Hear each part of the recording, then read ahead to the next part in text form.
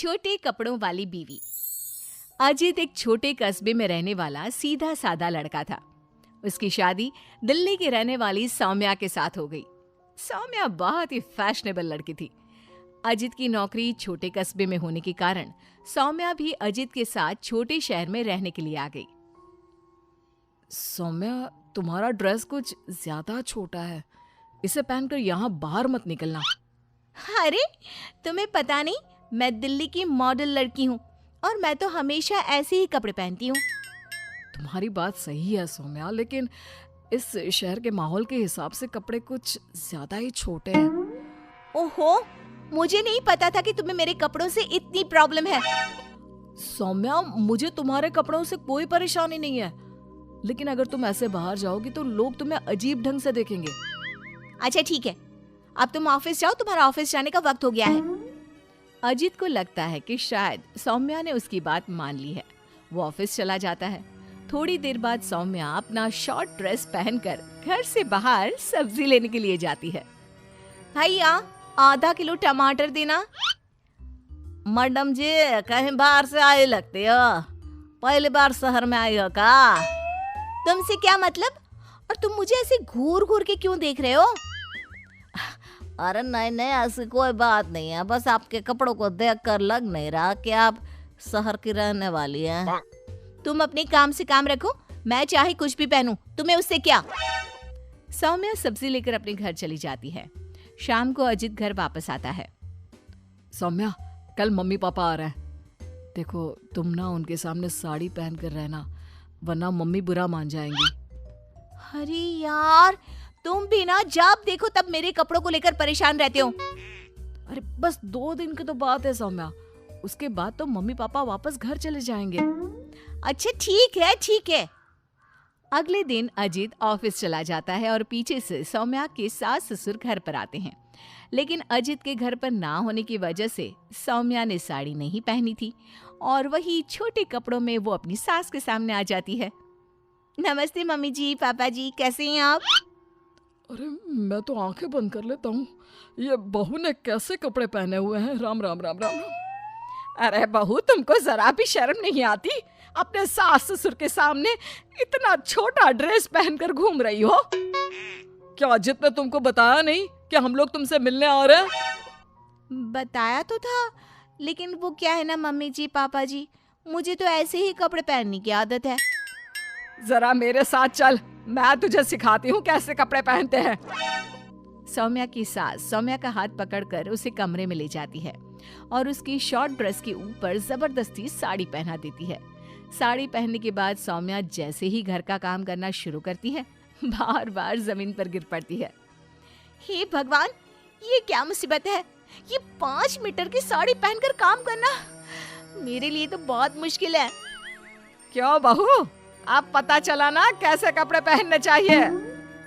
तो मम्मी जी, आपके कहने का मतलब है कि आप लोगों के सामने मुझे साड़ी पहननी चाहिए?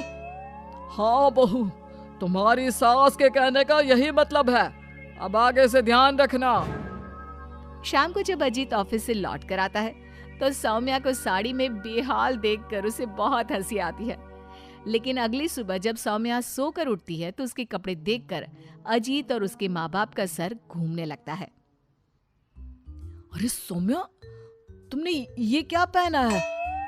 आपकी मम्मी ने साड़ी पहनने के लिए कहा था तो मैंने साड़ी पहन ली। लेकिन सौम्या, तुम्हारी साड़ी तो घुटनों तक ऊंची है, जैसे ये साड़ी ना हो कोई मिनी स्कर्ट हो। वो क्या है ना बेबी, तुम्हारी मम्मी ने मुझे सिर्फ साड़ी पहनने के लिए कहा था, उसकी लंबाई नहीं बताई थी। हे भगवान, ये कैसी बहू पल्ले पड़ी है? अरे ये क्या अजूबा बनकर घूम रही है? लगता है मुझे फिर से आंखें बंद करके ही रहना पड़ेगा। अरे पापा जी, आप एक बार आंखें बंद कर ही लीजिए, बार बार डायलॉग मारते रहते हैं। ये तुमने क्या हुलिया बना लिया है सौम्या? अजीत के मम्मी और पापा अपनी बहू की हरकतों से परेशान होकर वापस चले जाते हैं। अजीत सौम्या को समझाने की कोशिश करता है, लेकिन वो उसकी कोई बात नहीं सुनती। एक दिन सौम्या कुछ ज्यादा ही फैशनेबल कपड़े पहनकर घर से बाहर निकलती है। उस छोटे से कस्बे के लोगों ने उस तरह के कपड़े कभी देखे ही नहीं थे। अरे बहन, क्या बात है, तुम्हारे पास पहनने को कपड़े नहीं का? लगता है बहुत गरीब हो। चलो मेरे साथ, मैं तुम्हें अपनी पुरानी साड़ी दे दूंगी। हाँ, पागल हो गई है क्या? ये आजकल का फैशन है, फैशन।